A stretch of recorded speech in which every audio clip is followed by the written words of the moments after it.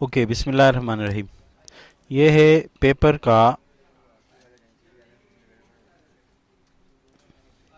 2000, सही है। और स्टेटिस्टिक है, सेक्शन ए है, और क्वेश्चन नंबर 1 का बी पार्ट है। क्वेश्चन है, सिंप्लीफाई करो। x+4 -2x -6 3x² + 10x और -8। सबसे पहले मैंने आपसे जो कहा कि जब हम इसको हल करते हैं, पहले हमें ये देखना है कि क्या ये कहीं फैक्टराइज वगैरह है कि नहीं। तो जब मैंने चेक किया तो ये वाकई ये फैक्टराइजेशन है इसकी, यानी पॉसिबल है। फैक्टराइजेशन मालूम करने के लिए बहुत आसान तरीका बेटा, हम बच्चों को ये बताते हैं कि पहले टर्म को लास्ट टर्म से मल्टीप्लाई करें। फर्स्ट टर्म को क्या करें, लास्ट टर्म से मल्टीप्लाई करें। तो फर्स्ट टर्म ये हुआ मल्टीप्लाई लास्ट टर्म, तो ये रहा -24x²। बात समझ में आई बेटा। अब आपने करना क्या है, करना ही करना है कि आपने 24 के ऐसे दो पेयर बनाने हैं। When you multiply these two pairs with each other you must have -24x²। लेकिन जब आप इन दो पेयर्स को जमा या सब्ट्रैक्ट करें तो आपको मिडल टर्म आना चाहिए। Which is the middle term? -8 is the middle term, sorry 10 is the middle term. बात समझ में आई कि नहीं?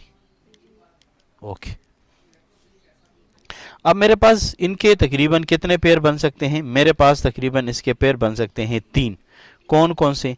देखिए, मेरे पास एक पेयर इसका बन सकता है 8 × 3 24। अगर मैं इसके साथ माइनस लगाऊंगा फिर भी माइनस मिल सकता है, अगर -3 के साथ लगा दूंगा फिर भी मिल सकता है। लेकिन मुझे मिडिल टर्म नहीं मिल सकता। क्यों? -8 से 3 निकालूंगा तो -5 आ जाता है। अगर -3 8 से निकालूंगा तो मुझे +5 मिलेगा। पर मुझे मिडिल टर्म क्या चाहिए? मुझे मिडिल टर्म 10 चाहिए। इसका मतलब है ये पेयर भी मेरे लिए बेकार है। एक और पेयर मेरे पास है, और वो मेरे पास कौन सा है? वो मेरे पास है 6 × 4 24 आ रहे, बिल्कुल आ रहे। माइनस नहीं है तो मैं इनमें से किसी एक के साथ माइनस लगाता हूं। माइनस लगाऊंगा तो -24 तो मिलेगा, पर अगर -6 से +4 निकालूंगा तो -2 आएगा। अगर मैं कहूंगा नहीं जी मैं इसके साथ माइनस नहीं इसके साथ लगाना चाहता हूं, तो फिर मेरे पास +2 आएगा, लेकिन मुझे 10 नहीं मिलेगा। इसका मतलब है ये दोनों पेयर मेरे लिए बेकार है, फजूल है। अब मेरे पास एक पेयर ऐसा है जो मेरे लिए काम का है, और वो पेयर क्या है? वो पेयर है मेरे पास, अगर मैं फर्ज करे 12 को -2 से मल्टीप्लाई करूं, हाँ, तो क्या बनेगा मुझे? ये देखें, 12 जब इससे मल्टीप्लाई होगा तो -24 आएगा। x जब x से मल्टीप्लाई होगा तो x² मिल जाएगा, और 12x से जब -2x निकालूंगा तो 10x आ जाएगा। और देखो यही मेरे पास पेयर है।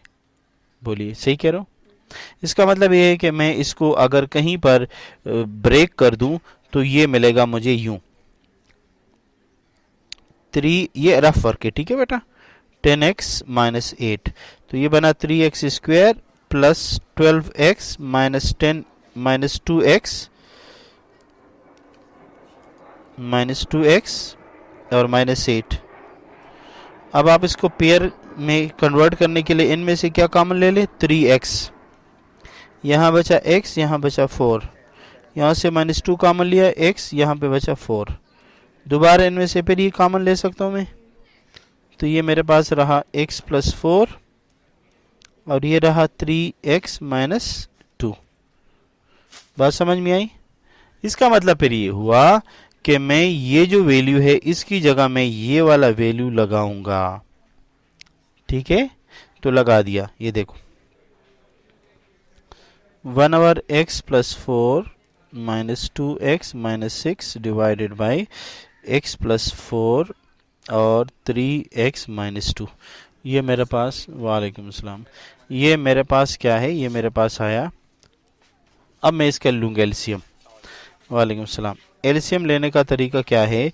जो दोनों में मौजूद है उसको एक दफ़ा लिखो, और जो दोनों में मौजूद नहीं है उसको सिंगल टाइम लिखो। अब हल करने का तरीका ये है कि मैं यहाँ पर किस चीज़ से मल्टीप्लाई करूँ जिससे मुझे ये पूरा का पूरा ऐसे मिल जाए। यकीनन x+4 यहाँ पर है, x+4 यहाँ पर भी है, पर ये 3x-2 यहाँ नहीं है। मैं अगर यहाँ 3x-2 से मल्टीप्लाई करूँगा तो एक जैसे हो जाएगा या नहीं, बोलिए।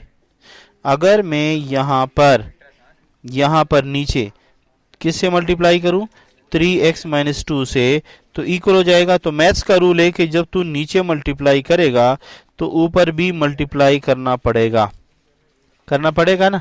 लिहाजा ऊपर क्या निकला, 3x-2, तो यहाँ 3x-2 हमें लगाना पड़ेगा। अब दोबारा देखो, मैं यहाँ पर किस से मल्टीप्लाई करूँ जिससे मुझे यही चीज़ मिल जाए। यकीनन 1 से मल्टीप्लाई करूँगा, 1 से मल्टीप्लाई करूँगा तो ये मिलेगा ना। देखो x+4 3x-2, x+4 3x-2, इसका मतलब है कि यहाँ 1 से मल्टीप्लाई करूँगा तो ये आएगा। तो मैथ्स का रूल है, जो नीचे मल्टीप्लाई करोगे ऊपर भी करोगे। तो 1 को जब इससे मल्टीप्लाई करूँगा तो क्या मिलेगा, 2x-6। बात समझ में आई।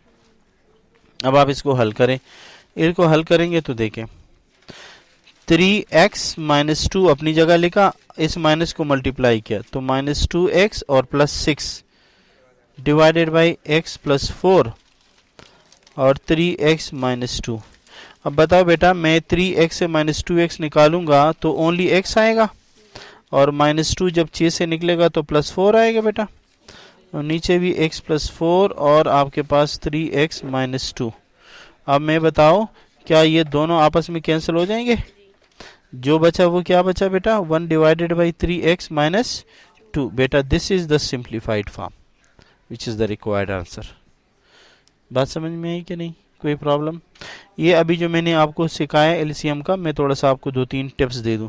मिसाल के तौर पर 2 डिवाइडेड बाई 8 मल्टीप्लाई या -3 डिवाइडेड बाई 16, इसका एलसीएम क्या है, 16 है ना।